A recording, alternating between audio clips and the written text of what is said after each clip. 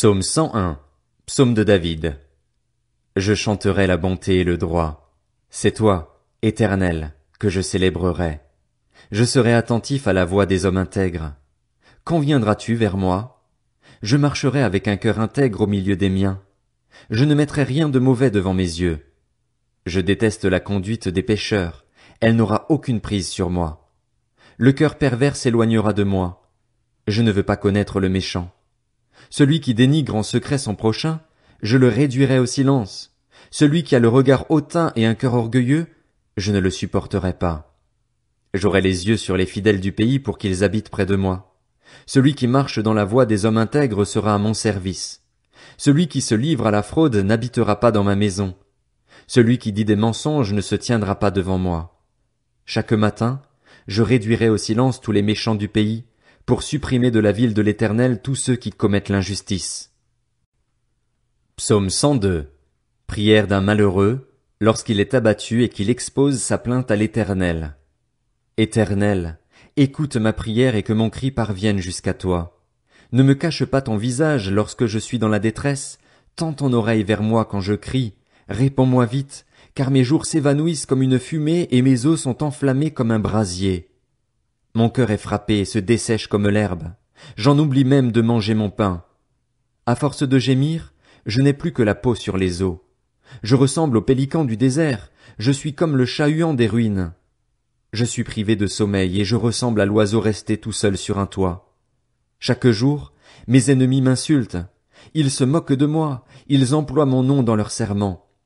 Je mange de la cendre au lieu de pain et je mêle des larmes à ma boisson à cause de ta colère et de ta fureur.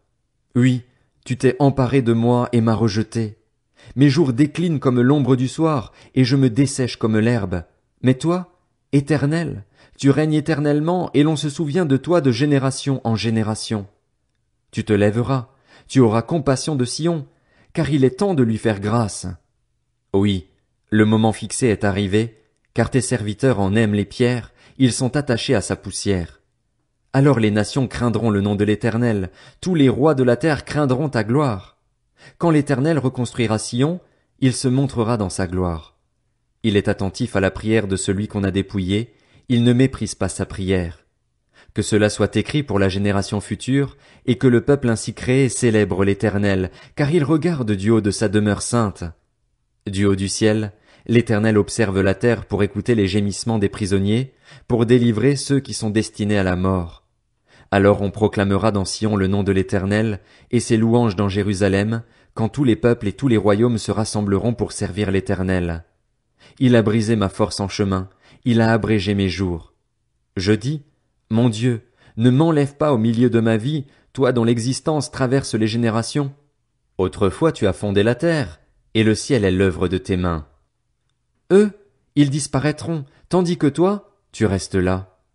Ils vieilliront tous comme un vêtement. Tu les remplaceras comme un habit, et ils céderont la place. Mais toi, tu es toujours le même et ton existence n'aura pas de fin. Les fils de tes serviteurs pourront s'établir et leur descendance s'affermira devant toi.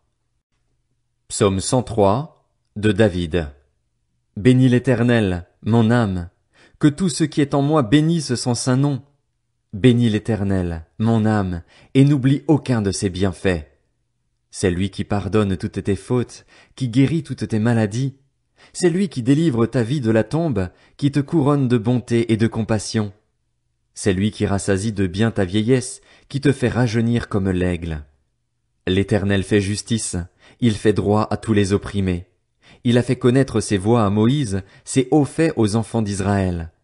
L'Éternel fait grâce, il est rempli de compassion, il est lent à la colère et riche en bonté.